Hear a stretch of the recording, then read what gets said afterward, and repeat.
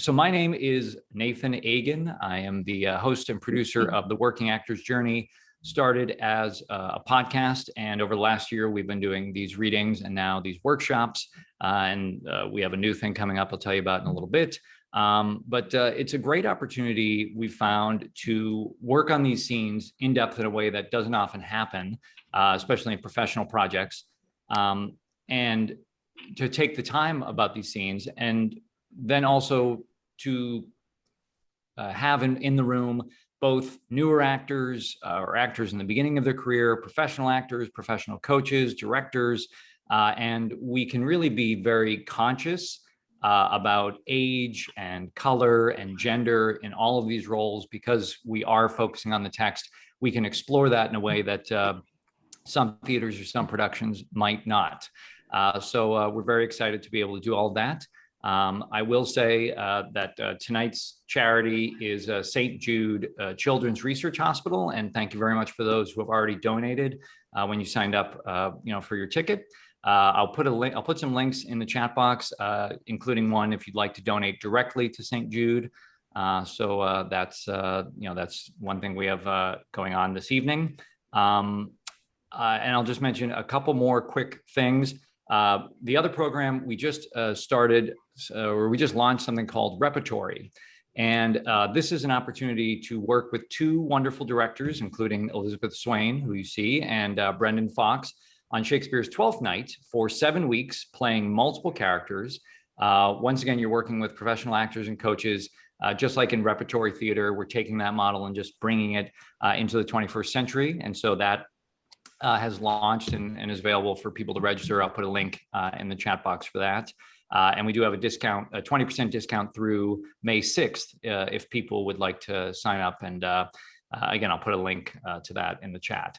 And next week, Monday, May 10th, we have another one of these scenes, As You Like It, with Elizabeth Dennehy directing. So it's another free evening of Shakespeare you can come and enjoy. And the same link that you used to reserve your ticket for tonight, you can go back and get a ticket for May 10th if you'd like. We have a few more scenes coming up. So I think that's about it for all of the announcements. I want to introduce everybody that you see here, and then we'll get underway. So just in the order on my screen, we have Gideon Rappaport, the dramaturg. He's been helping out with the text and a lot of Shakespeare context. You'll hear him in just a minute. Elizabeth Swain, the director.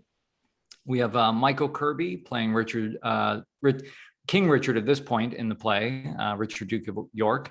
The Duchess of York, Richard's mother, is being played by Maggi, Veltre. Morgan Ring is playing Elizabeth, Queen Elizabeth.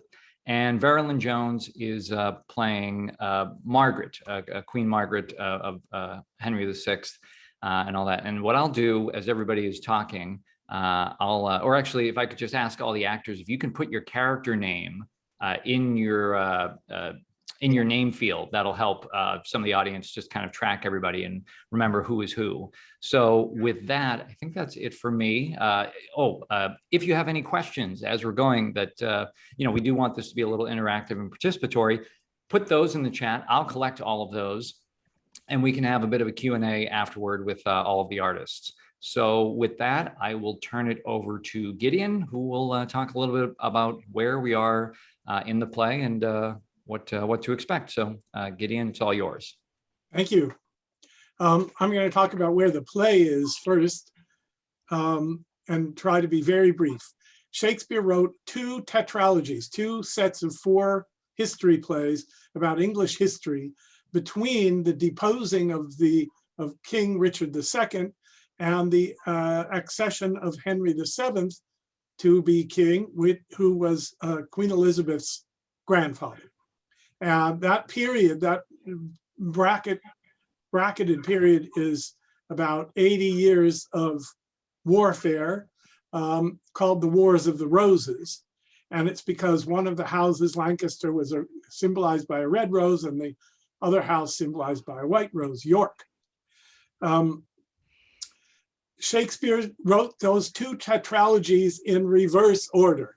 So the first set of plays he wrote, Henry VI, parts 1, 2, and 3, and Richard III, this play, were written first, but they take place later in history. And the later plays, which are Henry IV, Part 1 and 2, and sorry, Richard II, and Henry IV, Part 1 and 2, and then Henry V were written later, though they take place earlier in history. So what we're seeing tonight is the play that ended the whole historical story, even though it was written before the earlier plays. And what happens is that after 80 years or so of corruption and warfare and internecine fighting and the Wars of the Roses, Richard III arises as a great symbol of evil, as a great willing villain. And he is, one of his roles, there are many he plays, but one of them is the scourge of God. He's there in a sense to wipe out all the evil in England by trying to become king himself and killing everybody between himself and the throne. And then when he's defeated, that simply purges the state. And Henry VII, in the end of this play, is figured as a great hero, putting an end to all this corruption and all these wars. So Richard is a hunchback. He is limping. He's got a withered arm. He makes his behavior fit his body. And he is going to come into this scene to visit with his mother and two other women to whom he's done astronomical wrong. Not that they haven't done wrong to each other. So with that, I'm going to turn it over to Liz, who's going to set this particular scene for us, and she will direct the play this evening. Thank you. Hi. So we are now in Act 4. Richard has just become king. He's made Anne his queen and now poisoned her, so she's now dead too. So he has managed to eliminate everybody. I don't think he actually ever kills anyone in this play. Correct me if I'm wrong, Gideon. He killed Henry at the end of Henry VI, Part 3.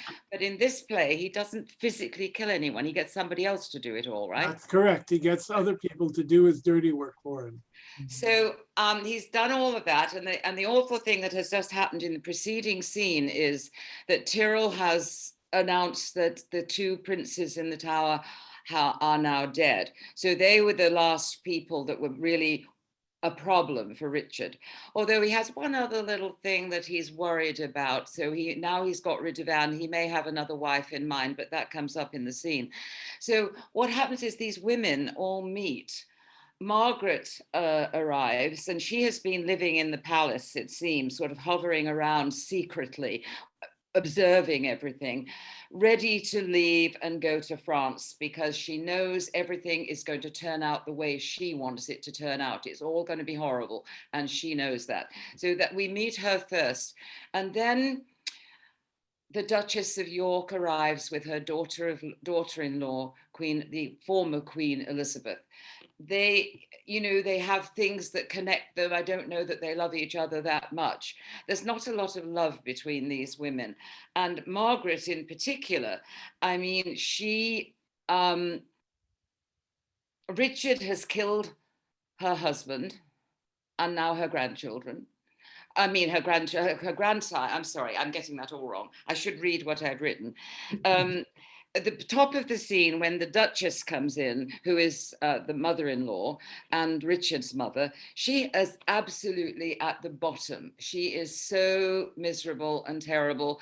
And actually in the scene, she has a nice journey. We'll see that. Elizabeth has just lost her children. Elizabeth has lost her brother and sons by a former marriage. I mean, she has lost a lot, but she does have one daughter left by her husband, Edward IV, and that's the key. I think that's all you need to know. It just is that these women are not terribly fond of each other, and you'll see that. So let's have them meet. Okay, go for it. They're going to do the scene straight through, and then we're going to see if we want to make any adjustments.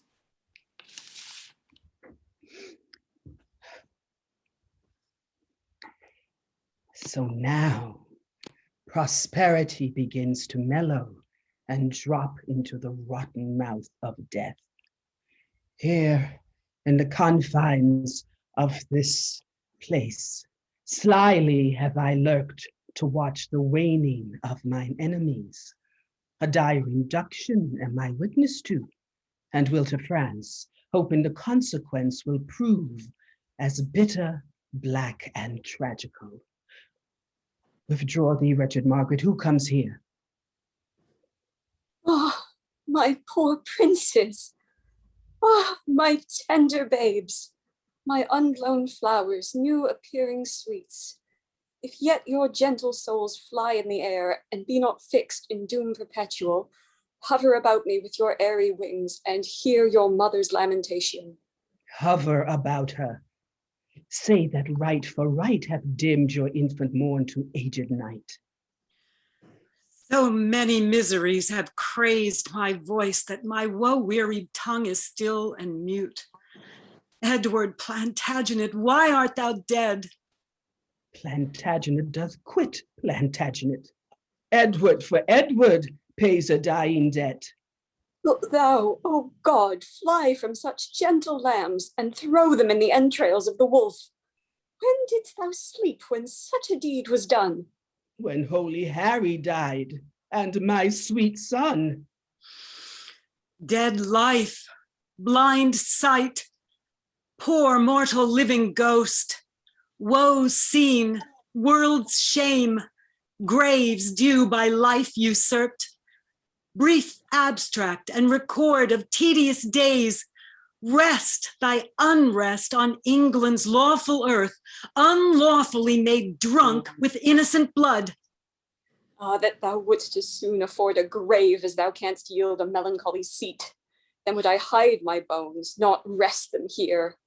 Oh, who hath any cause to mourn but we?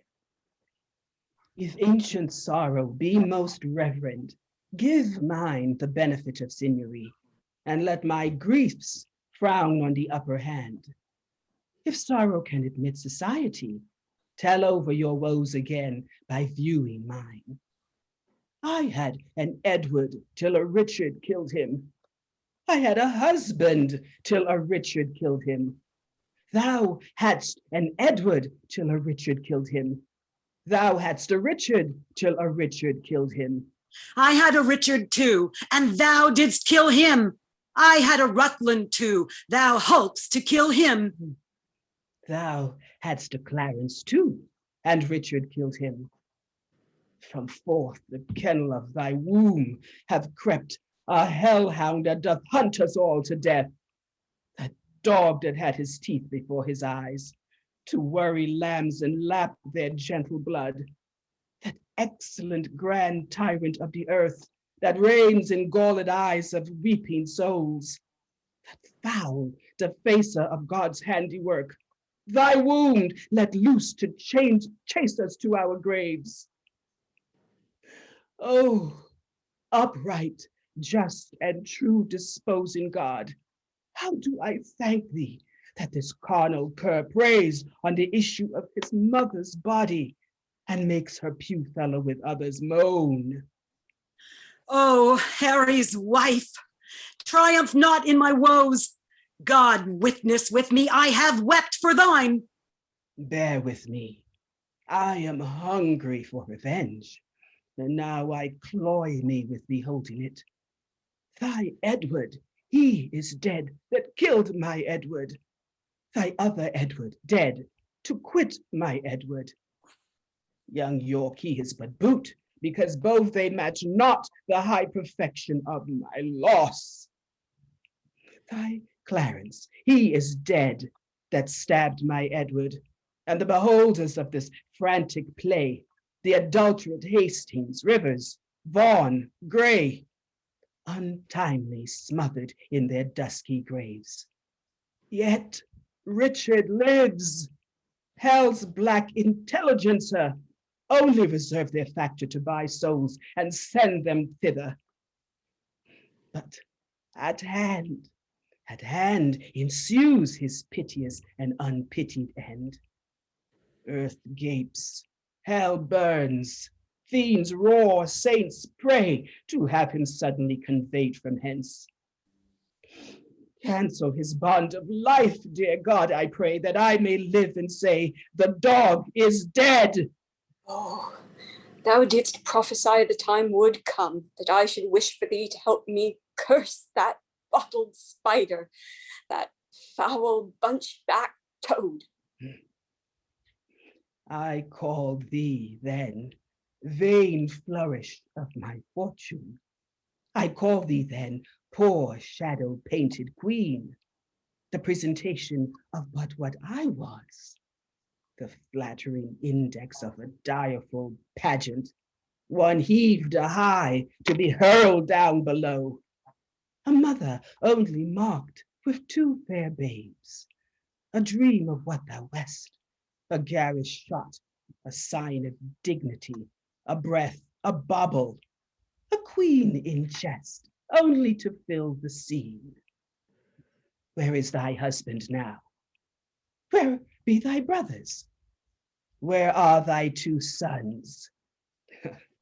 Wherein dost thou joy? Who sues and kneels and says, God save the queen? Where be the bending peers that flattered thee? Where be the thronging troops that followed thee?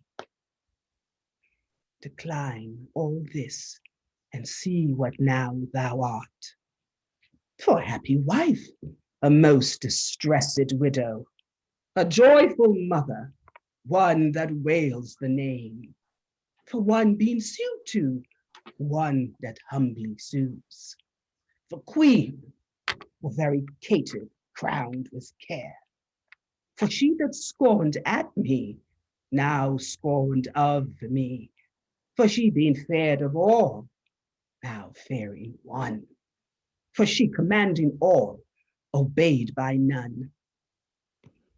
Thus hath the course of justice whirled about, and left thee but a very prey to time, having no more but thought of what thou wast, to torture thee the more, being what thou art. Thou didst usurp my place, and dost thou not usurp the just proportion of my sorrow?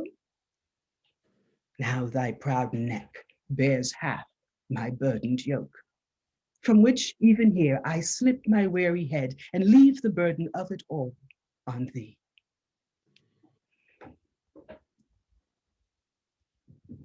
Farewell, York's wife and queen of sadness chance.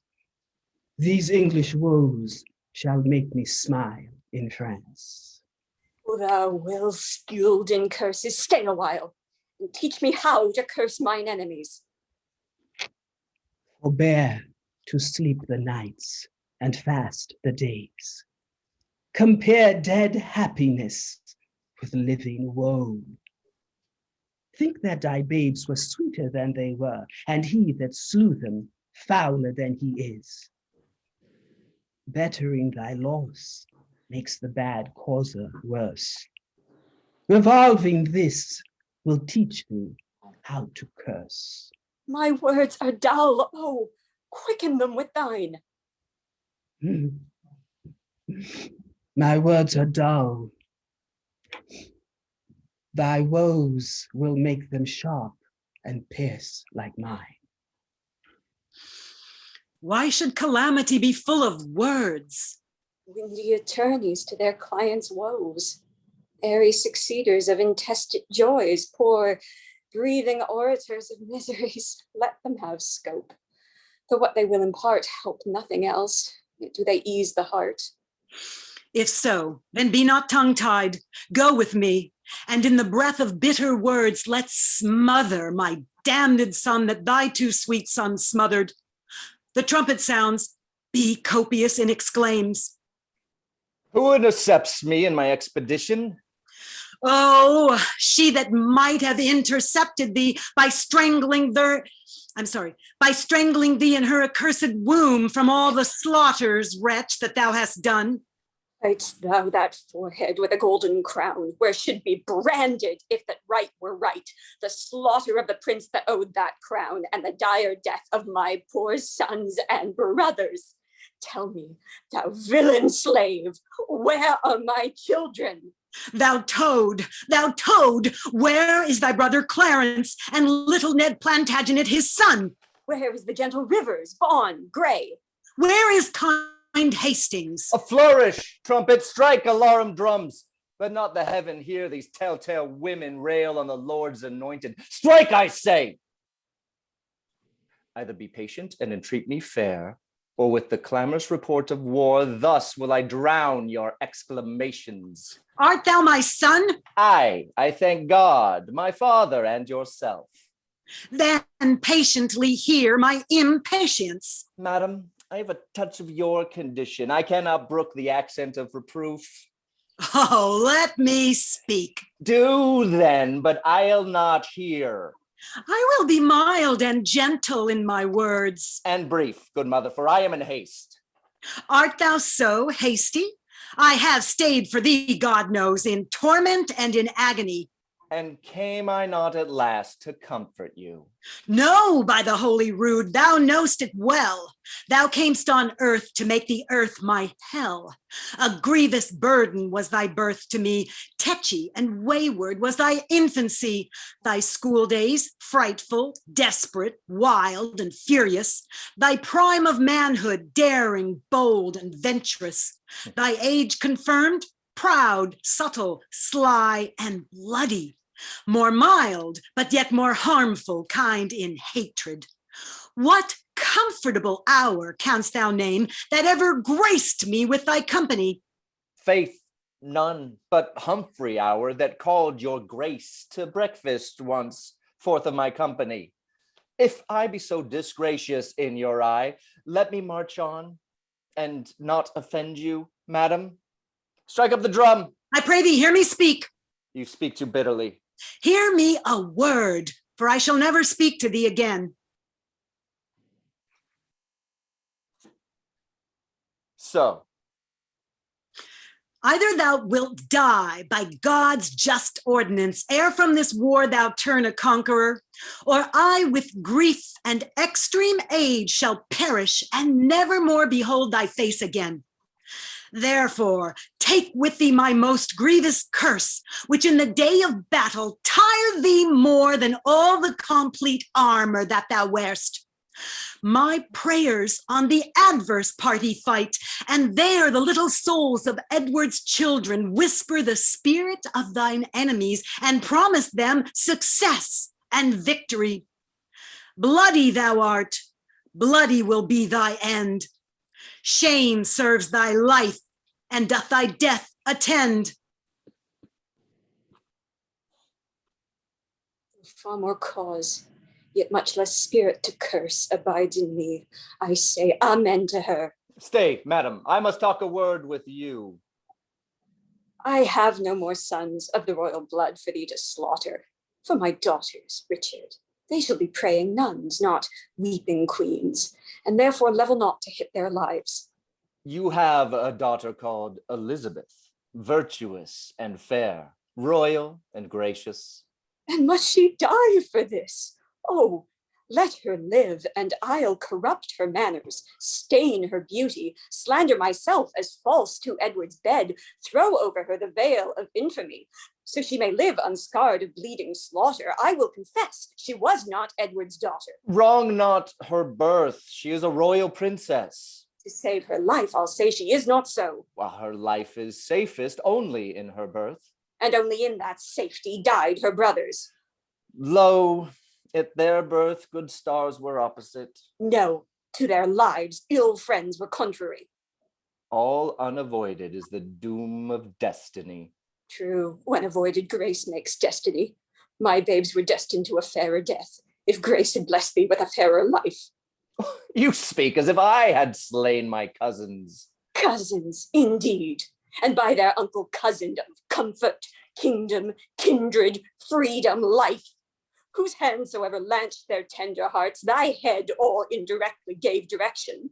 No doubt the murderous knife was dull and blunt till it was whetted on thy stone-hard heart to revel in the entrails of my lambs. But that still use of grief makes wild grief tame. My tongue should to thy ears not name my boys till that my nails were anchored in thine eyes. And I, in such a desperate bay of death, like a poor bark of sails and tackling raft rush all to pieces on thy rocky bosom. Madam, so thrive I in my enterprise and dangerous success of bloody wars, as I intend more good to you and yours than ever you and yours by me were harmed. What good is covered with the face of heaven to be discovered that can do me good? The advancement of your children, gentle lady. Up to some scaffold, there to lose their heads. Unto the dignity and height of fortune, the high imperial type of this earth's glory. Flatter my sorrow with report of it. Tell me what state, what dignity, what honor canst thou demise to any child of mine? Even all I have, I and myself and all, will I with all endow a child of thine. So in the lethe of thy angry soul, thou drown the remembrance of those wrongs which thou supposest I have done to thee. Be brief, lest that the process of thy kindness last longer telling than thy kindness date. Then know that from my soul, I love thy daughter. My daughter's mother thinks it with her soul. Oh, what do you think? That thou dost love my daughter from thy soul. So from thy soul's love didst thou love her brothers, and from my heart's love I do thank thee for it. Be not so hasty to confound my meaning. I mean that with my soul I love thy daughter, and do intend to make her Queen of England. Well then, who dost thou mean shall be her king? Even he that makes her queen, who else should be? What? Thou? Even so. How think you of it?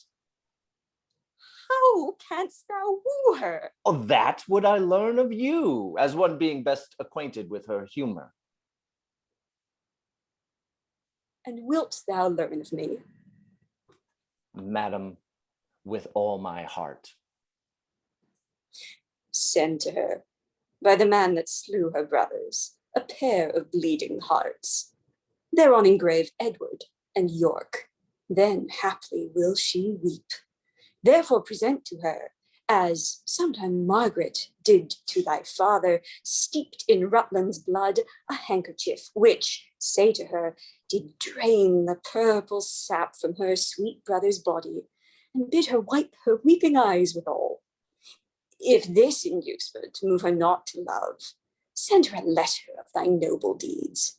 Tell her thou makest to weigh her uncle Clarence, her uncle Rivers, aye, and for her sake makest quick conveyance with her good Aunt Anne. You mock me, madam. This is not the way to win your daughter. There is no other way, unless thou couldst put on some other shape and not be Richard that hath done all this. Say that I did all this for love of her. Nay, then indeed she cannot choose but hate thee, having bought love with such a bloody spoil.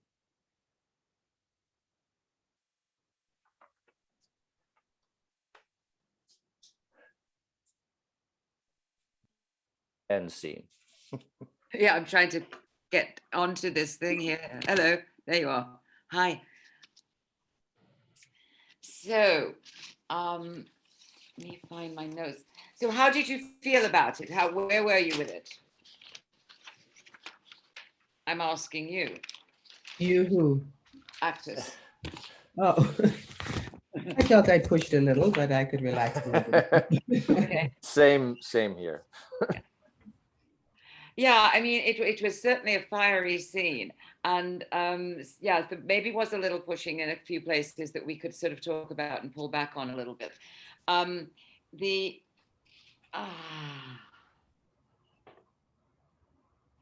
was Veralyn. Mhm. I haven't got a lot of specific word notes because I know that that Gideon will have. So it's just sort of a general sense, a little bit more pleasure sometimes when you're really kicking them down. Mhm. You know, and I think we had a note before about I had, right? What was it, Gideon? Did you want her to say I had? We wanted to go for the verb, didn't we? Where, on which line? Very early on, I had. I I have had about the Richard. Edwards. What is when you start on the litany of all the relatives. Yeah, Uh-huh. I think this time it was much better.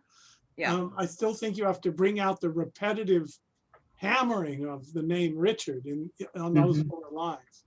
'Cause Mhm. that's the key. And then the other two, the Duchess picks it up and then you go back and hammer on it. Okay, got it. I think that'll make it stronger. I have to say, I thought it was really good. You all have taken our notes from last week and run with them. And Yeah, you got a lot of notes last week, so you really did take them. I was really impressed. I was very impressed. Yeah, I was too. Veralyn, thy Edward, he is dead section.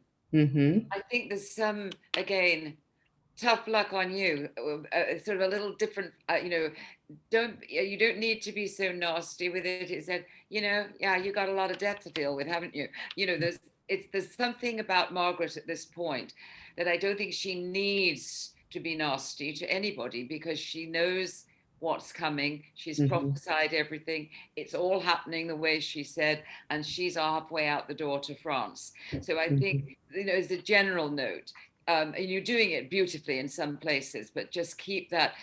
You don't need to get or Oh, even though you're doing that, I think you are putting the knife in and screwing it left, right, and center. But there's more pleasure in doing it at every turn. Okay.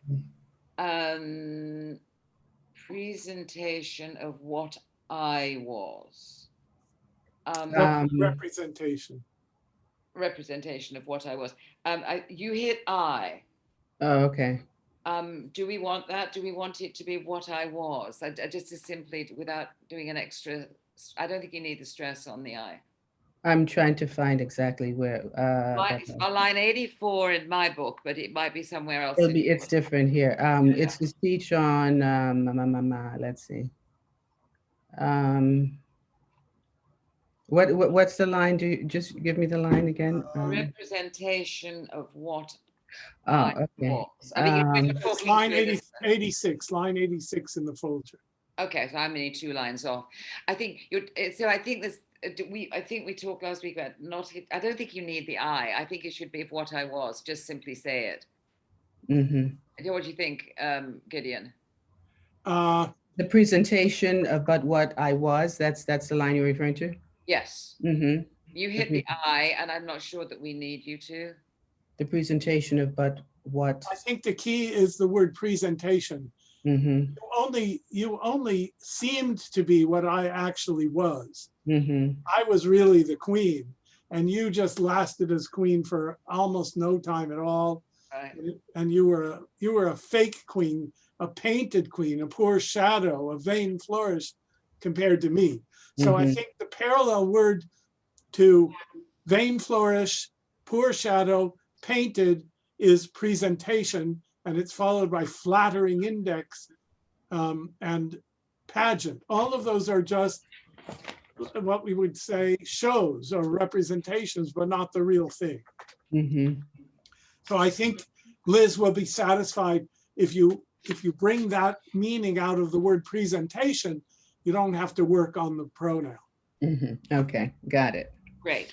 I hope. And in that whole section to Elizabeth, I think you were just loving it, saying, you thought you were queen. Let me tell you something, you were nothing. And everybody knew it. I mean, it's just like, it's so cruel.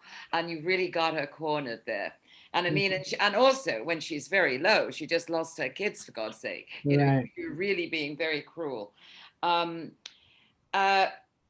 I have line 104. We seem to be 2 lines off, so you should be able to find it quickly. Commanding or obeyed. I wanted the antithesis between commanding and obeyed. Clear. Or it's line 106, 107. Okay. For she commanding all, obeyed of none. Yeah. She commanding all, obeyed of none. And make sure we hear those lovely antitheses. Okay. And after your would-be final couplet, you did a mini turn, just sort of like so, and she has to make you come back, right? Stop me. Yeah, she has to stop you because she's not ready for you to leave. And then when you do turn back to answer her question, I think the impetus is, okay, this is what you want. Okay, I'll tell you. Okay. I think there's something like that going on there, right? Again, it's quite snotty, shall we say. Okay. The snotty queen. But you were fabulous. You were clear, everything. I'm just messing, with I stuff. know. But you truly did a fabulous job. You were wonderful. Now, okay. And be aware when your final line, you're completing the couplet. She gives you the first line. And so it really is like, boom, I'm out of here. You know what happened? My if you notice, I said her line. My screen just kind of went blank, and then I came back and I landed on her line instead of my line. Yeah, but Okay. I got that. All right, well, that's good. It's good we have another shot, right? Mhm. Veralyn, while we're focusing on you, can you tilt your camera up a little because it's cutting off? There you go. Oh, okay. I was trying to When hide you- that shelf above my head. Well, but when you lean in, it cuts off the top Okay, third of then your head. So then you'll have to see the shelf. Yeah. Okay. Yeah, it looks just like a hat. It's okay. So Elizabeth, dire death. That's such a wonderful phrase. So just hold on to, really enjoy that as an actor. I mean, I don't necessarily mean as a character. Duchess, be careful. You can pull back. You can pull back. Trust yourself that you've done the work. You don't need to push it so much, okay? And I think which means you can, once you get going, especially with Richard, you've got stuff that you're enjoying, allow that to enter it rather than being on the attack all the time. You can enjoy being on the attack. I think that's going to be, I mean, we'll find some specifics.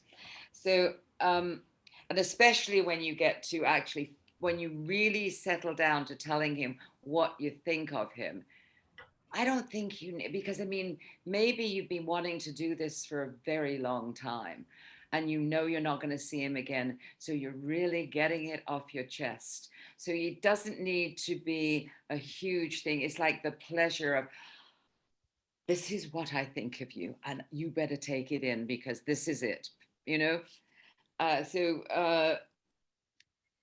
and I think especially the final speech to him. I think. Oh, all right. I was going to ask if it was more when she was talking about him growing up, but it's both actually. But it is. Yeah. Okay. So I mean, I think your confidence. I think in a way by getting it out of your system, I don't think it necessarily. I mean, I would like to see what happens. Okay, I'm not 100% sure. I would like to see what happens if instead of building it, boom, that it is like, I'm calming down. I'm getting this off my chest and I'm really feeling much better now. I'm getting it off my chest and I'm never going to see you again. And that's going to make my life a lot better. And then you're out of there. okay. Right? So I think it's rather than building it to this sort of climax of attack, I think you're not attacking him. You're literally getting off your chest what you feel about him. And you would really like him to know that. Can I just add that you're also at this point slipping into the Margaret role of prophesying correctly. Mm-hmm. There's going to be a battle and he's going to be destroyed by it and you're seeing that and Right. praying for it. Yes. So you don't know it the way her prophecies now are known to her, but you're close. So there's kind of cosmic voice coming through you, which is the voice of justice going to happen. And I want it so much that I almost feel like it's got to be true. Yes. I really want it. Therefore, it doesn't all have to be driven by your own raging anger. Okay. It's as if you're riding the wave of universal justice. It just is. That's perfect. Yes. I'll try that. Thank you. Elizabeth, you have twice you rhyme slaughter and daughter, which is really quite wonderful. Enjoy those antitheses and those rhymes. I mean, they're not exactly antitheses, but they're set up against each other in some weird way. So do that. And especially on the couplet, be aware of the couplet. I have 228, so it's obviously 2 or 3 lines within that. Makes wild grief tame. I think we needed to hit wild grief as opposed to, it's a different sort of grief. Right? Yeah, absolutely. Okay. And then I think you again, don't make it a one note nastiness with him. Try and listen to what he's saying and take it in and see if you can just vary the nastiness is really a general note. Because again, these women, if they get onto this track of attacking, you're missing some of the subtleties, I think, in the speeches. For example, when you have send to her, know that this is a terrific idea. I mean, this is pure irony, right? So have fun with the fact that it is pure irony. Send to her. I mean, I got a great idea. This is how to woo her. So have more fun with that in a way. And then I would like to see what happens if you don't, once you have softened a little, stay there. Like there is no other way, because you went back to being jung jung jung at that point. I would like to see what happens if you are just keep it, because we're not doing the whole scene, and I think we talked about that by the end of the scene, the audience can sense that this woman is not going to send her daughter to Richard. Richard doesn't get it, but the audience will, because you're not going to. And I'd like to get a little sense of that in the end of our scene. So if you could do the last lines again in that, enjoying your power. There is no other way unless thou couldst put on some other, in sort of your power, you're here. You know what I'm saying? Yeah, absolutely. So those are my notes, because they were really rather general ones about approaches and things. So I think probably Gideon has some more, right? I have a few, not that many, but a few. So yeah, they did. So you really took the notes from last week brilliantly. Yeah. So let's go back to the beginning, and I'll just go through in order of the scene, starting Elizabeth in the first speech. I was very impressed by what you did later. But in the Ah, My Poor Princess, I think you can, I think the hover needs to be stronger, the idea of hover about me. I think the grief has to be stronger, just the opposite of what Liz is telling you later, to bring back the anger down a little bit. Up when you first come in, I think Shakespeare is giving you all these reasons to show passionate grief. They're talking to the souls of her 2 recently dead boys. So I think you just have to start energy up. Margaret, there's a rhyme at 21:22, which is, what is it? Plantagenet. Plantagenet doth quit. It's a rhymed couplet there. Plantagenet rhymes with dying debt. So bring out the couplet. You're kind of singing in a way, because what you wanted to happen is happening. They're getting punished for what they've done to you and your family. I don't know if anyone else heard you say at line 57, thy wound. It keeps sounding to me like wound, but it's womb. I know, I thought I fixed it. Okay, yes. Okay, just to clarify. Duchess, we talked about stressing triumph instead of triumph in line 61. And I didn't? Okay. Triumph. I've just been reading about triumph. Oh, I do want that. Yeah. I've just been reading about how Shakespeare includes in his figures of speech intentional alternations of the stresses on words, because the pronunciations of words were very much more fluid in Elizabethan times than now.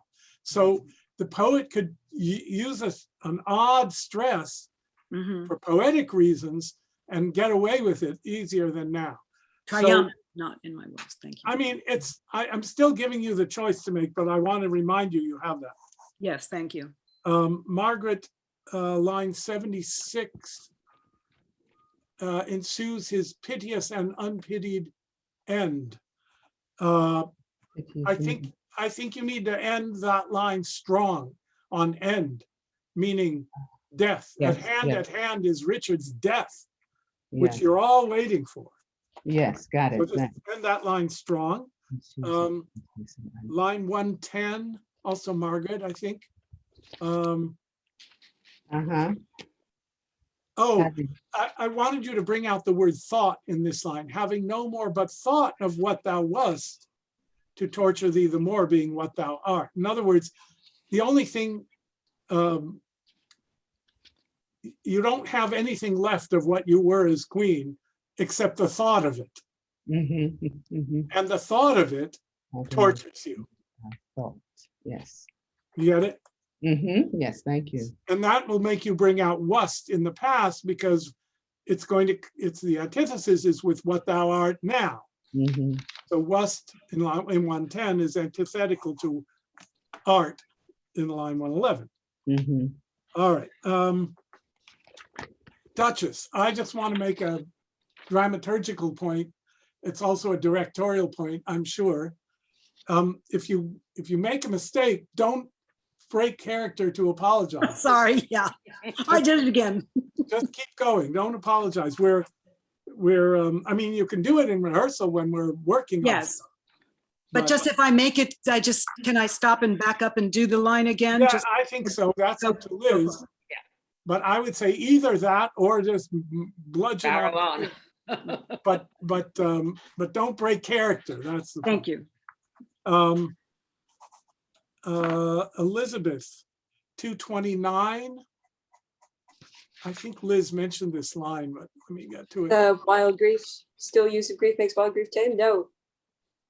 Makes the lambs? destiny, 229, when you say, Richard says, all unavoided is the doom of destiny. And your response is true. When avoided grace, you've got to hit makes. Yep. You have made destiny by choosing to murder these people. It's not just the doom of destiny, it's your free will choice. So I want you to bring out that in the word makes, because you're ending on the same word. So you don't want to hit the same word again, right?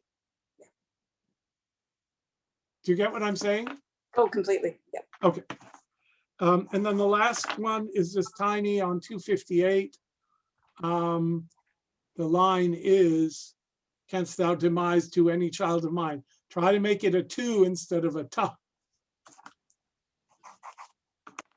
I have a question, Gideon. Yes. For when Richard says, who intercepts my expedition? Yeah. And then the Duchess, she uses the intercepted. Would it be appropriate for that line to emphasize a little more, that she might have intercepted thee by strangling thee, or should I not put it on that modal? Well, do it the other way. What's the other choice? She that might have intercepted thee by strangling thee. So to bring out, he says intercepted, should I emphasize my intercept? Yeah, I think you could. Okay. Who intercepts me? She that might have intercepted. You can, the point is. This is a pronoun one where it would work. Yeah, but the point is to go to the end of the thought. Don't put so much into that line that you don't get to the point, which is intercepted thee in her accursed womb from all the slaughters. And I thought the last part of that was good. I thought overall you were very strong. So okay. I think you have a choice there. You're right. But I would say, however you choose to do that line, make sure it pushes through to the next. Get to the strangling. Yeah. Strangling. The strangling in the womb. I mean, part of the horror of this. Oh, yes. Okay. Thank you. Part of the horror of this whole interchange is it's a mother and a son. You know, he's ignoring his mother, no respect for her, and she is cursing him. So, and this is a shock. This is what England has come to, is mother and son cursing each other in a sense. And that's what's going to be put an end to by Richard's death, which you then prophesy. Thank you. Okay, that's it for me.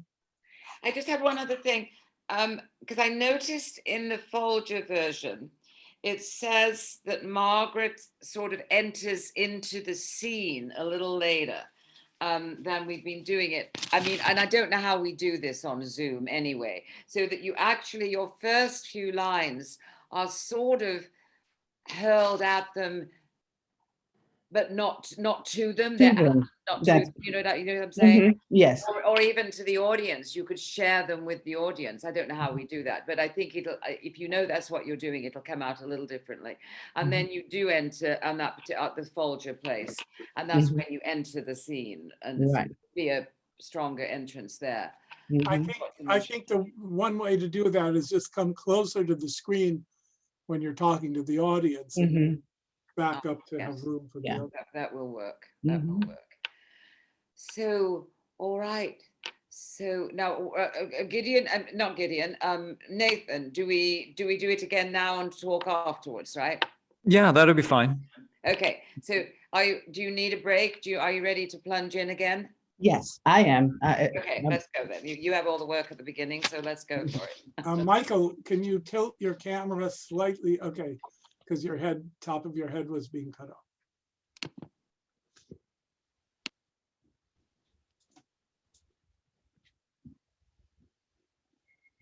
Are we ready?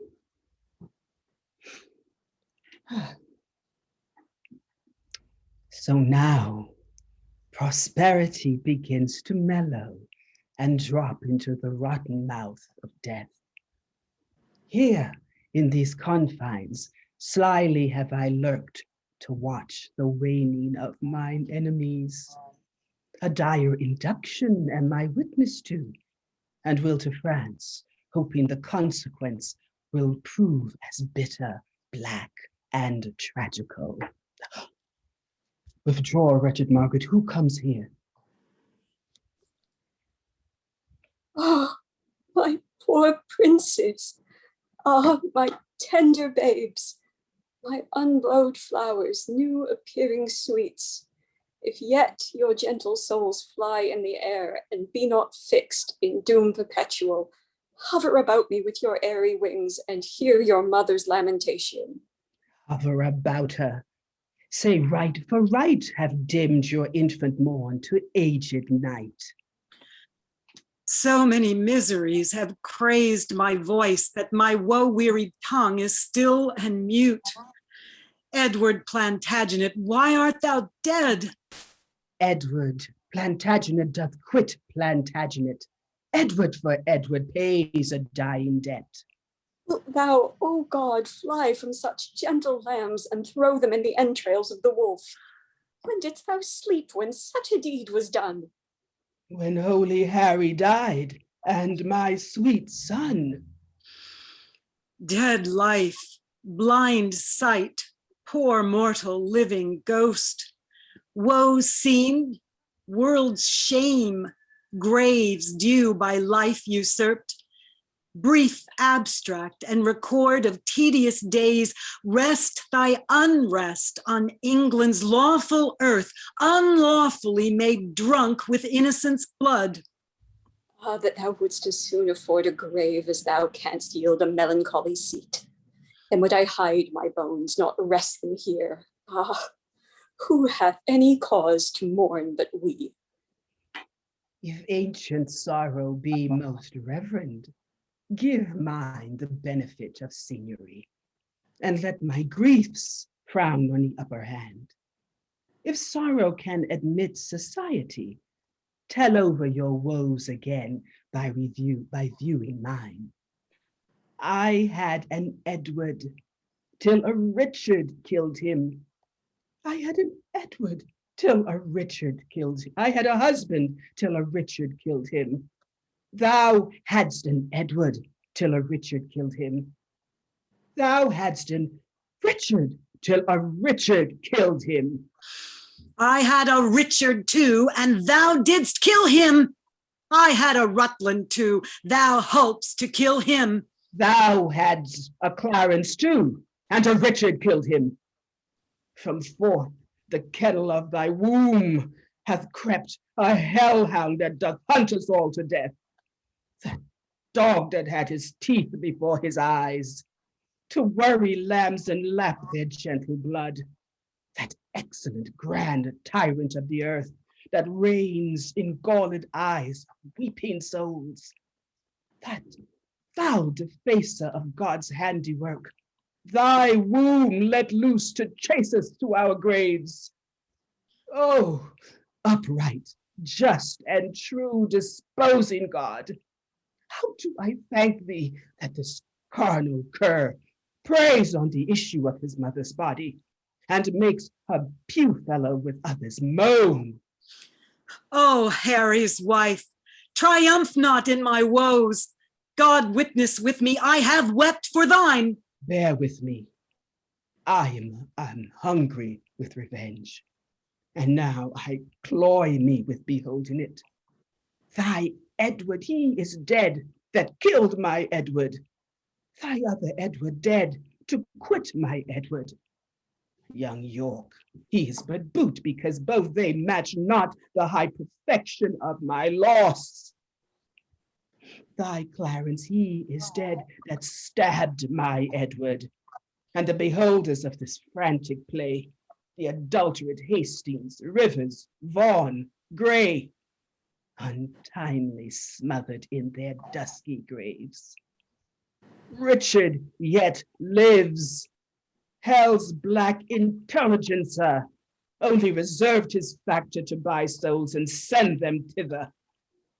But at hand ensues his piteous and unpitied end. Earth gapes, hell burns, fiends roar, saints pray to have him suddenly conveyed from hence. Cancel his bond of life, dear God, I pray, that I may live and say the dog is dead. Oh, thou didst prophesy the time would come, that I should wish for thee to help me curse that bottled spider, that foul bunch-backed toad. I call thee then, vain flourish of my fortune. I call thee then, poor shadow painted queen. The presentation of but what I was. The flattering index of a direful pageant, one heaved a high to be hurled down below. A mother only marked with two fair babes, a dream of what thou west, a garish flag to be the aim of every dangerous shot, a sign of dignity, a breath, a bauble, a queen in jest, only to fill the scene. Where is thy husband now? Where be thy brothers? Where are thy two sons? Wherein dost thou joy? Who sues? Who sues? Who sues and kneels and says, God save the queen? Where be the bending peers that flattered thee? Where be the thronging troops that followed thee? Decline all this and see what now thou art. For happy wife, a most distressed widow. For joyful mother, one that wails the name. For one being sued to, one that humbly sues. For queen, a very caitiff crowned with care. For she that scorned at me, now scorned of me. For she being feared of all, now fearing one. For she commanding all, obeyed of none. Thus hath the course of justice whirled about and left thee but a very prey to time, having no more but thought of what thou west, to torture thee the more, being what thou art. Thou didst usurp my place, and dost thou now usurp the just proportion of my sorrow? Now thy proud neck bears half my burdened yoke, from which even here I slip my weary head and leave the burden of it all on thee.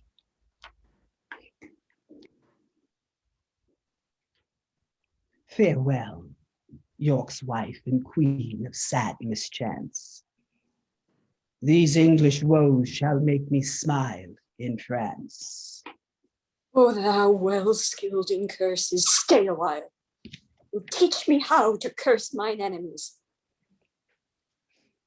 Forbear to sleep the nights and fast the days. Compare dead happiness with living woe.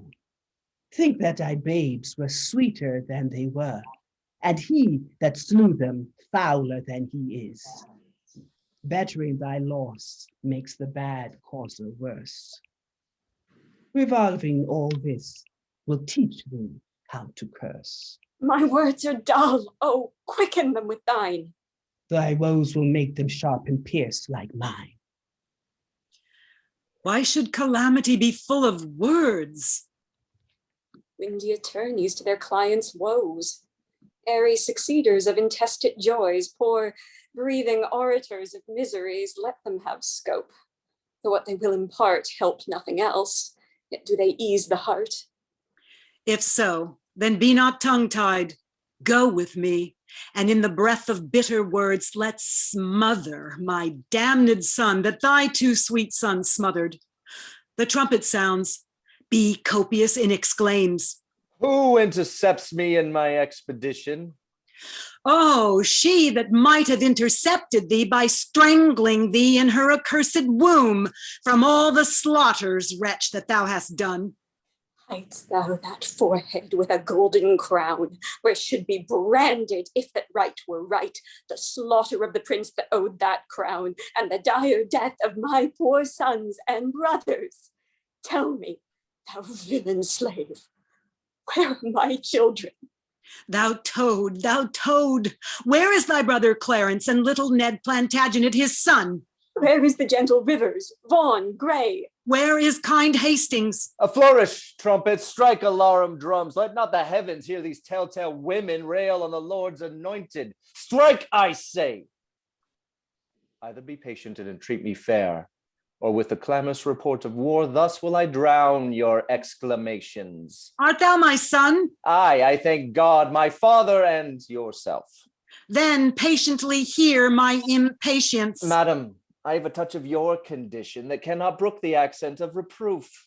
Oh, let me speak. Do then, but I'll not hear. I will be mild and gentle in my words. And brief, good mother, for I am in haste. Art thou so hasty? I have stayed for thee, God knows, in torment and in agony. And came I not at last to comfort you? No, by the holy rood, thou knowst it well. Thou camest on earth to make the earth my hell. A grievous burthen was thy birth to me, tetchy and wayward was thy infancy. Thy school days frightful, desperate, wild, and furious. Thy prime of manhood, daring, bold, and venturous. Thy age confirmed, proud, subtle, sly, and bloody. More mild, but yet more harmful, kind in hatred. What comfortable hour canst thou name that ever graced me with thy company? Faith, none, but Humphrey hour that called your grace to breakfast once forth of my company. If I be so disgracious in your eye, let me march on and not offend you, madam. Strike up the drum. I pray thee, hear me speak. Ah, you speak too bitterly. Hear me a word, for I shall never speak to thee again. So, either thou wilt die by God's just ordinance, ere from this war thou turn a conqueror, or I with grief and extreme age shall perish and never more behold thy face again.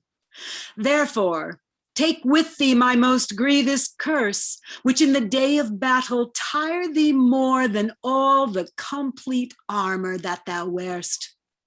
My prayers on the adverse party fight, and there the little souls of Edward's children whisper the spirits of thine enemies and promise them success and victory. Bloody thou art, bloody will be thy end.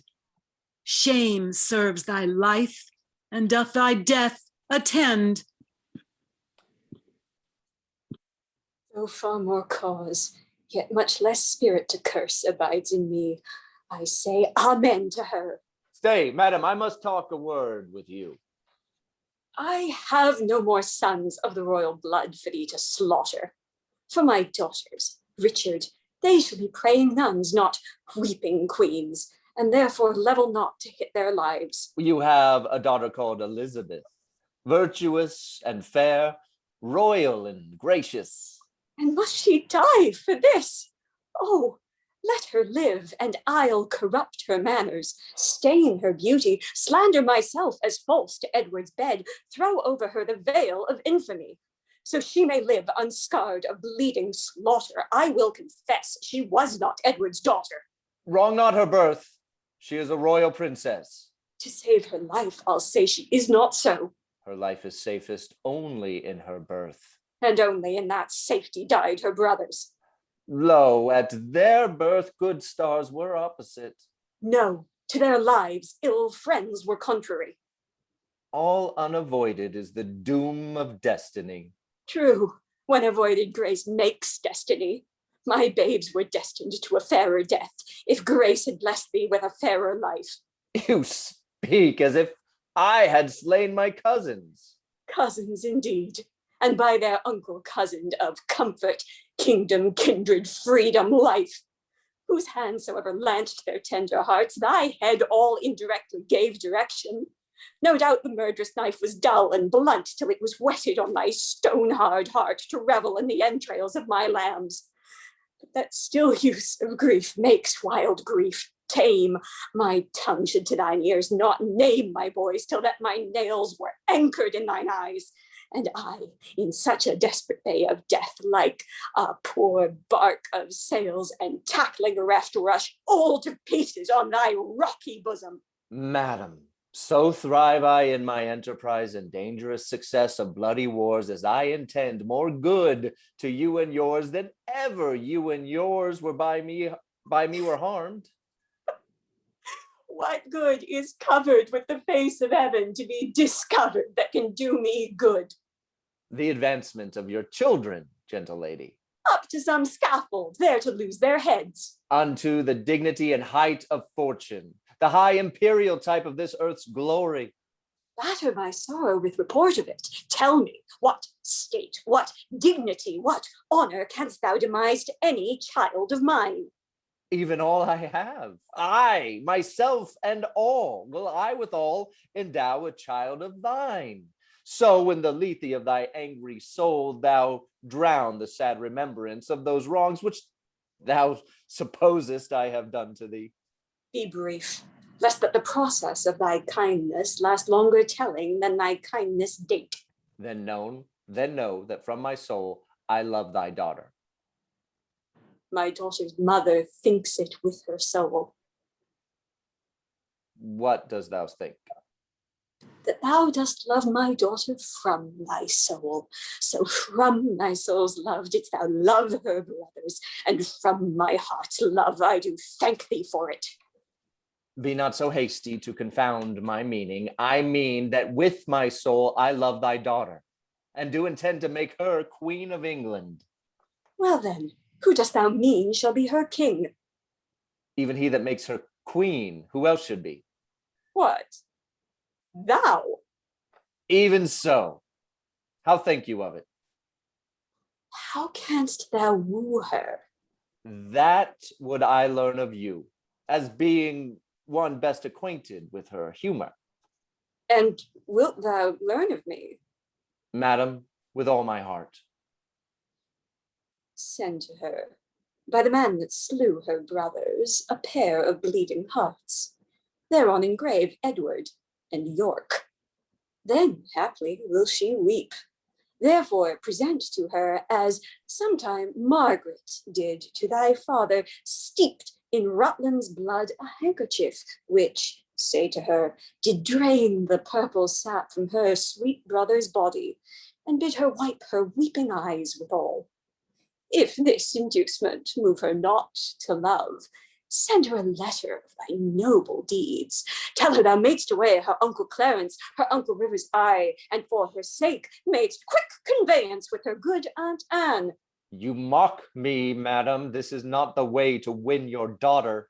There is no other way, unless thou couldst put on some other shape, and not be Richard that hath done all this. Say that I did all this for love of her. Nay, and indeed she cannot choose but hate thee, having bought love with such a bloody spoil.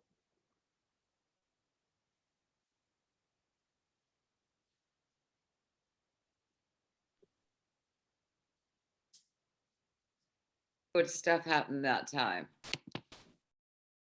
Did he feel different? Yes. Yes. Yeah, it was very clear. It was much, yeah, it was lovely. You took all the notes. You don't want more notes. Oh, come on. Nathan, come in. They're free. Great. I'm not giving you any more notes. I took a couple at the very beginning and I said, what am I doing? I want to sit back and just watch it. You can frame those. Yes. Yeah, frame them, exactly. Well, great. No, lovely work, everybody. I'll remind those watching, if you have any questions, you can send those in through the chat, and I'll share those. But I do have some questions of this group. For the benefit of the attendees, Liz, I'd love to hear a little bit. What do you try to focus on when working on Shakespeare? I mean, we had a lot of time just to devote to this scene, but what are the things that you feel are important, or that you really try to bring out when approaching the text? Well, I mean, it is the text. I mean, I must say that I focus very heavily on the text because I think everything one needs to know is there. And then, I mean, then it's sort of, this scene was particularly difficult because it really, at the beginning, it just seemed like three women who were ranting. And so trying to find out, well, wait a minute, why, what's going on? And there was a journey for each one of those women. Mm-hmm. And so I think finding that became very important. But again, it was all through intense study of the text. Sure. I mean, seriously, you have ideas about who these people are and so on. But you gave me such a good cast that they all fit in quite well into the roles they were playing. So that's what I do. I just spent an awful long time on the text. And then, I worked when I was a young actor, I worked with Bobby Lewis, and he used to make us all sit in the chair forever. He would not let you get up and block. You sat there until you couldn't stand sitting in that chair a moment longer, and you finally leapt out of the chair, and your blocking was there because you'd absorbed it all. And I think in a way that happens with Shakespeare. If you let the text speak to you, you know everything you need to do. Well, and it also kind of happens with Zoom, is that you're all kind of you're in this box and you just have to stay there, so I imagine on some degree, on some level, if we were to bring this into a theater, there's probably some innate movement in all of you because you've been sitting and working on this for a while.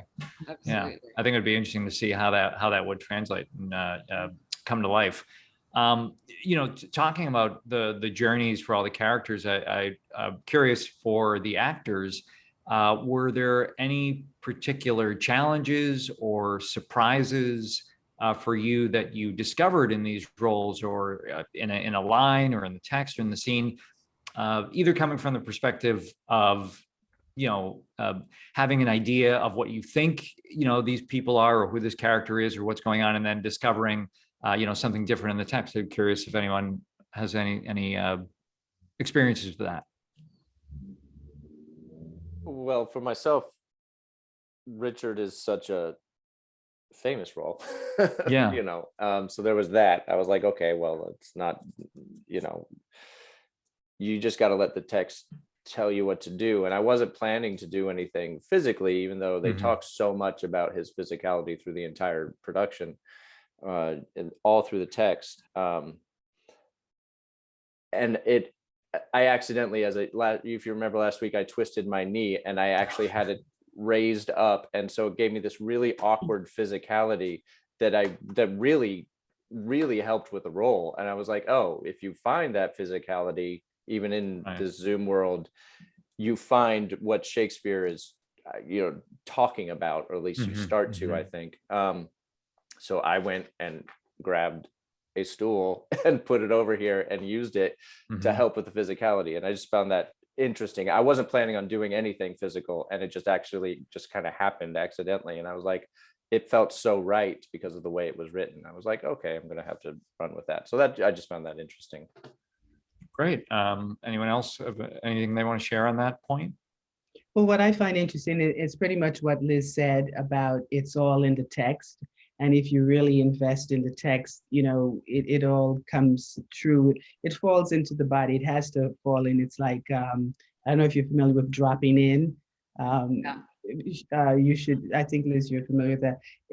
Once, at least for me, once it drops into the body, then it speaks to me, tells me, you know, things, but it's something that you have to just keep working on and allow it to drop in. And you have to, I guess, be open so that it could drop in, because otherwise it's just really saying the text. And I don't really feel comfortable with the text until I could find that physicality where that character lives within me, in my body.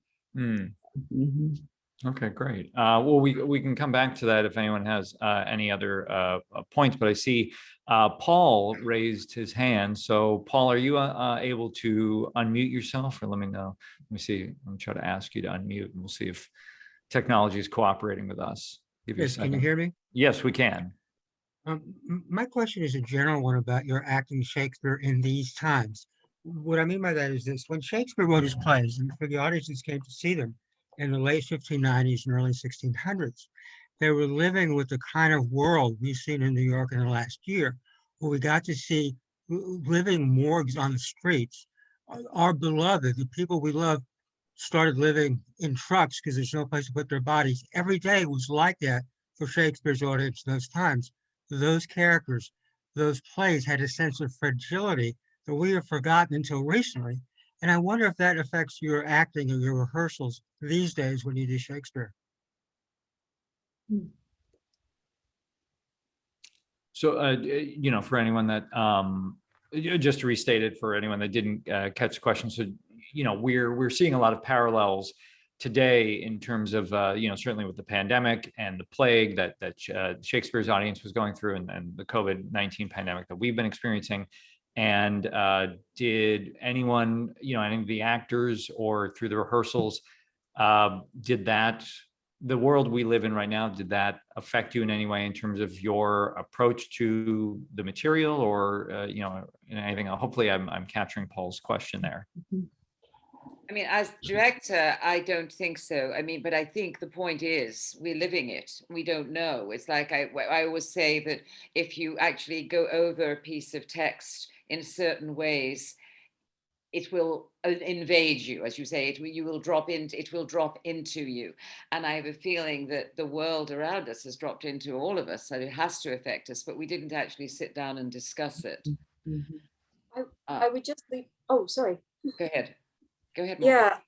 Yeah, I would say I've been spending a lot of time with Shakespeare this year, and lines that I know very well hit me very differently. So, you know, even, you know, talking about Julius Caesar yesterday, in the very first scene, when the tribunes say to the people, pray to the gods, you know, fall on your knees and pray to the gods to intermit the plague that needs must light on this ingratitude. That's a line that just, you know, I think for all of the times I've read it before, I would have sort of skimmed over it. It's impossible to skim over it this year. And I think that there is an apocalypticism about Richard III, which is, you know, the climax of everything that's happened since 1399 and the overthrow of Richard II. And I think Margaret's line in particular about earth gapes, hell burns, fiends roar, saints pray. It's this sense of absolutely everything's opened up and there aren't any boundaries anymore. So I would say that I don't know that I thought enormously about our present context in the context of this play, but I would say that this year has made everything feel just, has made everything hit quite differently. Yeah, I would agree with you there. Actually, I've thought of it, I'm not sure if it's the way that you thought I might have, Paul, but I know that, we know that Shakespeare continued to write plays during the shutdown in England, during, the pestilence and all kinds of things. So for me, what it has meant is it's about resiliency. It's about saying, the world is going to go on and we're going to tell the stories, we're going to tell them well. We're going to find whatever universal truths we have for the universal kinds of things that affect people, power, family, all these kinds of things. And that's the common thread that took them through it, and it's taking us now, and we're going to live it again at some point. So it's always been, I've been able to kind of hold it a little more as a temporary thing in my mind, partly by knowing his history of just assuming I'm an artist and I'm going back to this and I'm going to write great stuff. Right. All right, cool. Thank you, Maggie. Thank you, Morgan and Liz for answering, and thank you, Paul, for the question. We have another question from Bill. Let me unmute or ask Bill to unmute and see. All right, Bill, I think we can hear you now. Oh, there you are. Great. Yeah, sorry if I can show up too. Yeah, of course. Wonderful job. I'm really enjoying this very much. And I wanted to mention that I've read Richard III several times during my life. I've seen several productions, but only recently I've read the Henry VI plays. And I can't believe how they opened up Richard III for me. And so I'm thinking that if I were to ever recommend Richard III to anybody, I think I would probably say, you ought to read Henry VI plays first. And several times tonight, you've made the emphasis on the text. And I think even the word backstory, the two words backstory were used tonight. And I thought, like I say, I am not a theater professional at all. I just love Shakespeare. And I was thinking, well, if I were a director, I would ask my cast, please read the Henry VI plays first, right? Because, like Queen Margaret, for crying out loud, she's an incredible character. And if I were going to be playing that part, I would think it'd be invaluable to learn all that I could about her, which is presented in the Henry VI plays. And that goes for several of the other characters too. So I was curious what kind of reaction I would get to that statement. I think you're very smart. I mean, remember we had four sessions, including today. So we didn't actually discuss that very much. I think I know that Veralyn probably knows all about those Henry VI plays. I have a smart group of people. But yeah, if we had more time, absolutely. The story of Margaret particularly is, I had a student actually who wrote a play beginning with Margaret in Henry VI Part 1 and taking her all the way through to Richard, sort of peeling away everything but the story of Margaret, because she's an astounding character. It is. She is.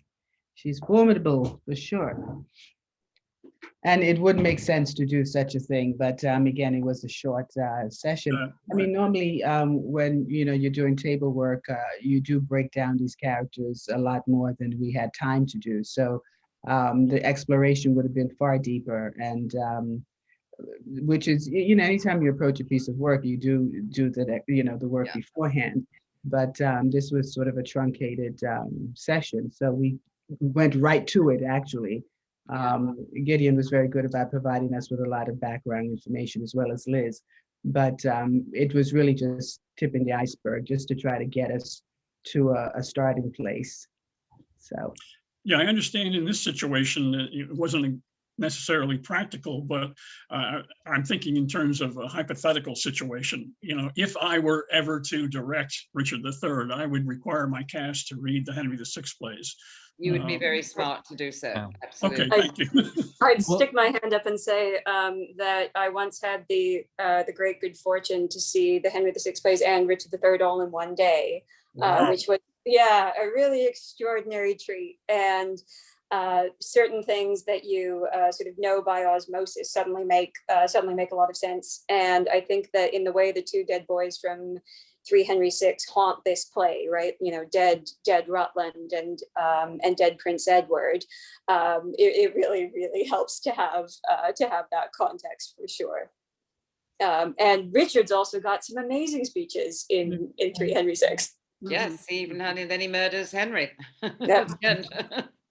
And also these references to events that take place in the Henry VI plays, such as Margaret dipping her handkerchief in Rutland's blood and smearing it on the Duke of York's face. You know, to read that or see a production of that, and then to read or see a production of Richard III, it's a much more vivid image in your mind. So I just want to add that this is the fourth play of a tetralogy, and Shakespeare conceived the plays together pretty much. By the time he wrote this play, everyone had seen the others.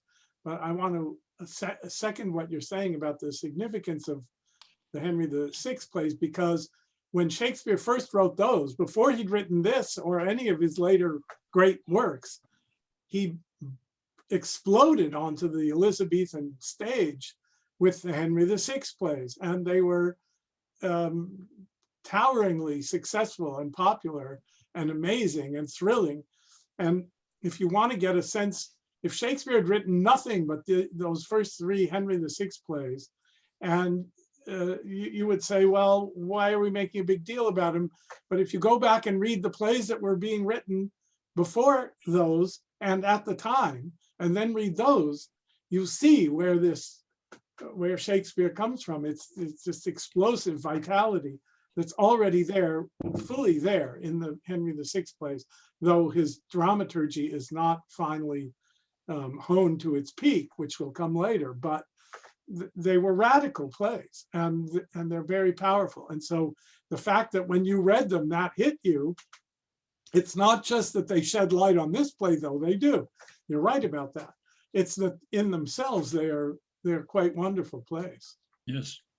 Right. Well, thank you, Bill, for championing that kind of work and research. So yeah, I think it is.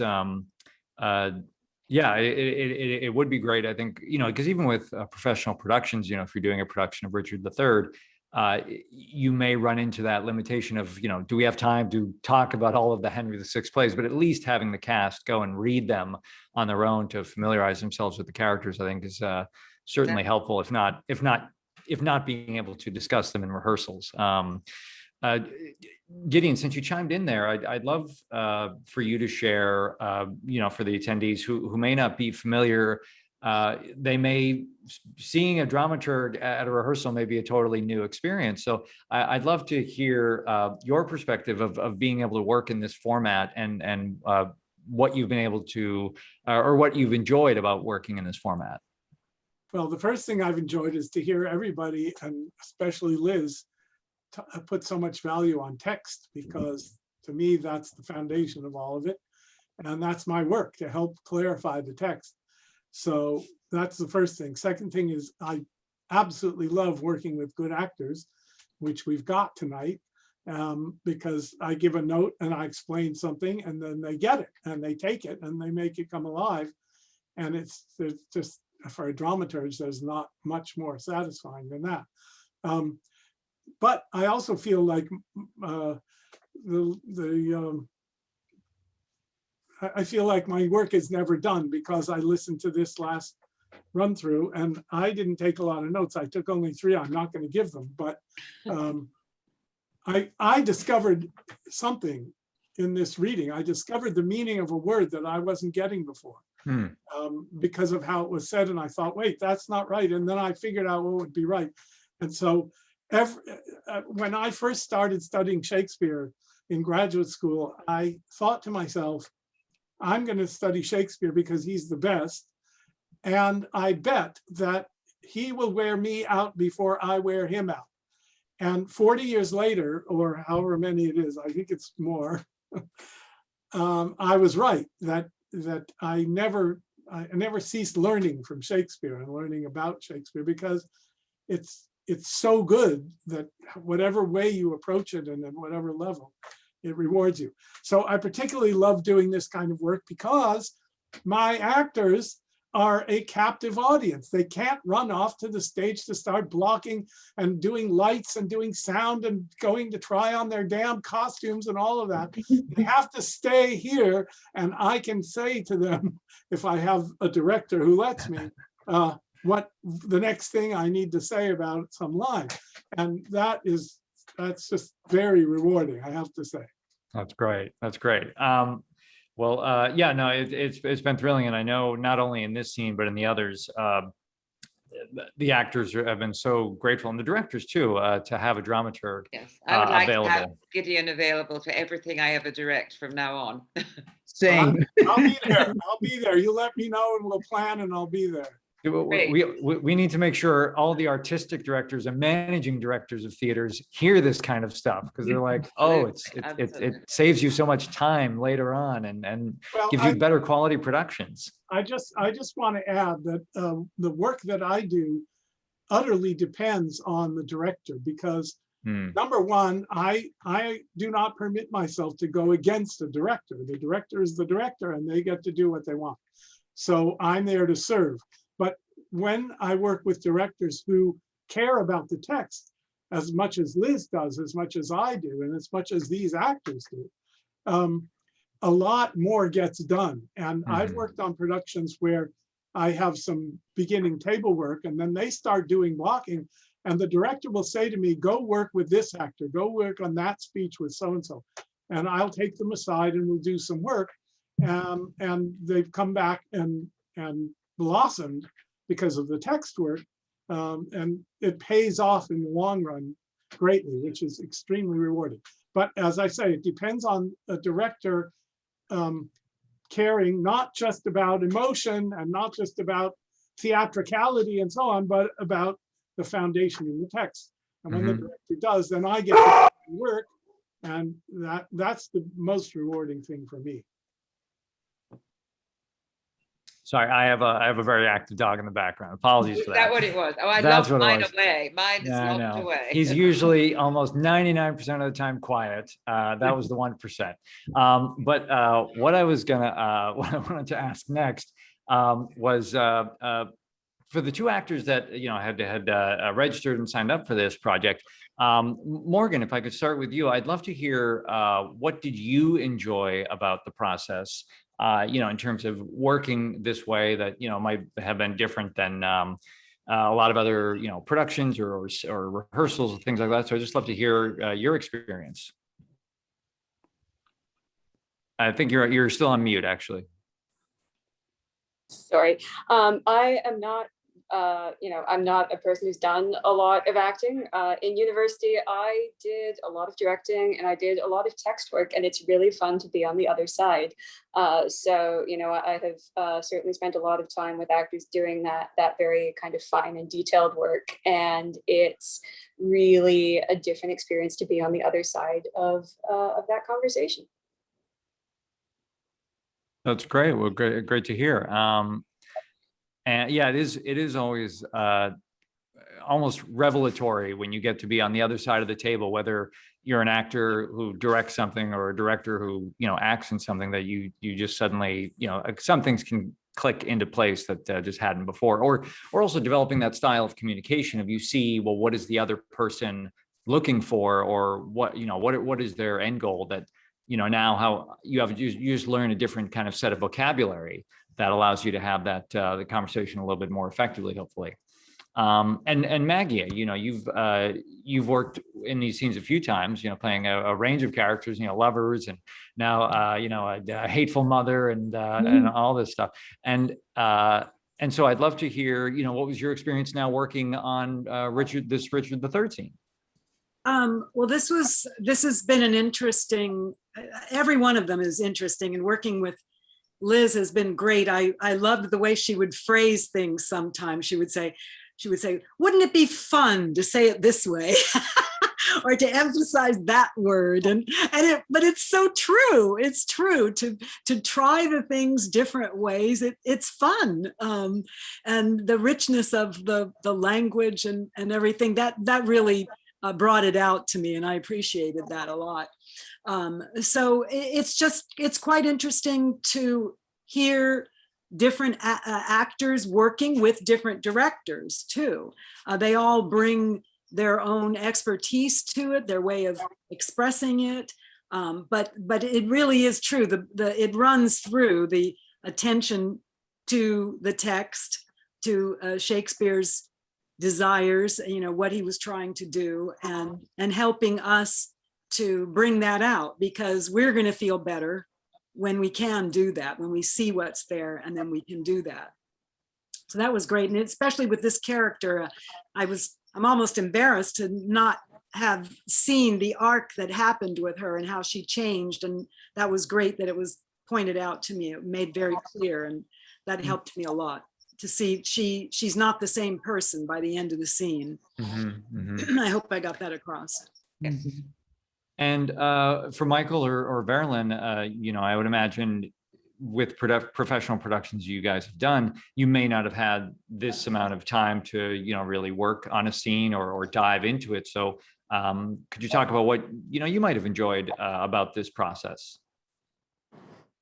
I really enjoyed the time spent with the little things, the little notes that I got. It was because oftentimes when you get the script, you're always on a time frame, X amount of weeks for rehearsal, and you jump into trying to get your lines and so forth, that you kind of forget the process as you go. But this is why a workshop like this is so important, because there is no end game to it. It's really all about being in the room and really taking in the notes as best you can, and then going back and try to incorporate it in the work. And I think that's where the meat of it all is the time spent and really trying to not just say the words, but really to invest in meaning and pronunciations and all of it. It was just rich. It was I had forgotten really how to go about the work, so I hadn't done Shakespeare in a while. So it's good to jump in there and kind of remember, what you're supposed to know, and the things you're supposed to pay attention to, and so forth. So I found, I was sad I had to miss a week of the process, but it really kind of brought me back to where I think I should be beginning again. So it was valuable. It was very valuable. That's great. That's great to hear. And Michael? Yeah, it's incredible, this work. It's just to delve so deep into one particular scene has been really, really fun to work so many hours over so many days doing it. But going back to the text analysis, I mean, for me, Shakespeare's everything. That's why I do it. He's done everything for you if you know how to decode him. And it's really fun working with people like Gideon and Liz that know how to decode them in their own ways. There are many, many styles and ways of approaching the text. Everybody's got their own ways of doing it. And then, it depends on when it was written in his canon, like if it was an early play as opposed to a later play, as opposed to how he actually handled the poetry. But unfortunately, because money is being dried up in the arts, the rehearsal processes have been getting smaller and smaller and smaller and smaller. And now you've got like 3 weeks to put up a whole Shakespeare play, when you used to have 2 months. And it's really been difficult. So what I love about this new format, or this forced format, I should say, is, I mean, if I'm directing a play, if we start rehearsals in 3 weeks, I'm going to ask everybody to come a week early, and let's just Zoom text analysis the thing for as long as we possibly can, because this work, like you said, you're forced to sit there And, we can't run off and go do a costume fitting. It's like, let's look at the text and let's just sit here and work the text themselves. And if we could do this, we would give more time to let the production blossom. And and it's been really great to be a part of these, to see how that's possible. So I hope to do it more often when we can get back in person.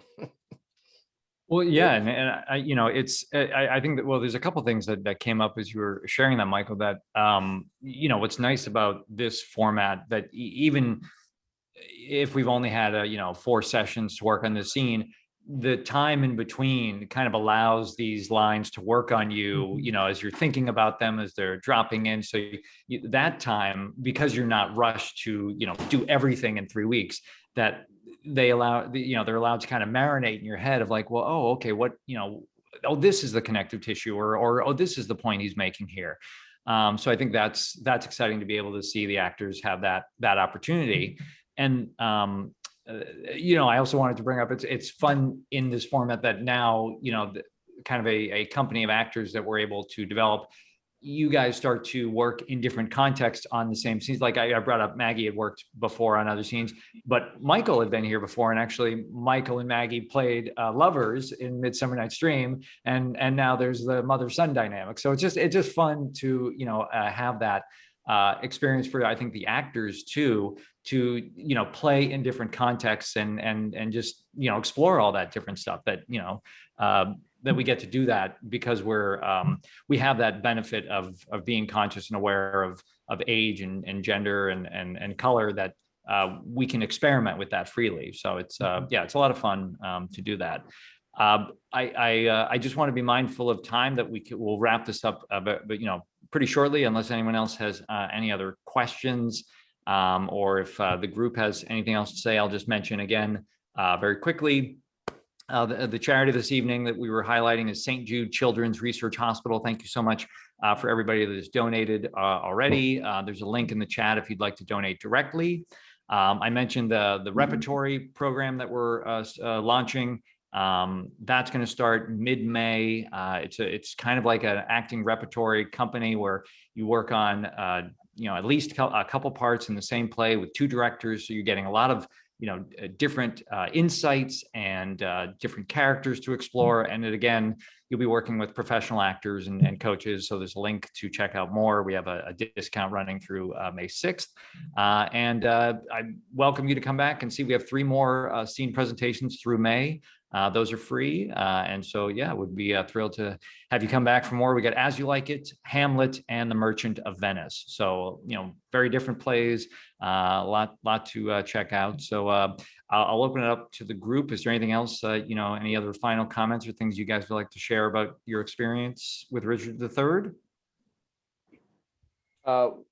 Maggie, we should just do Oedipus next, is what I'm saying. That's where we're going. Yes, the trajectory. Oh, that's funny. That's funny. Yes, Be honored. We'll go to the Greeks. Well, great. If the Richard III group can stay in place, I'll move everybody, all the attendees, to the waiting room, or the attendees can just leave the call or drop off. There's no graceful way to say, just exit the Zoom call. Thank you, attendees, for coming. Yes, and thank you guys for coming. Thank you. Thank you for so coming much. and thank you for leaving. I guess I should just say, if you can exit out the main door of the theater, something as opposed to just drop off the call. But yeah, again, thank you so much for attending. Really appreciate you being here, and hope to see you back for another one.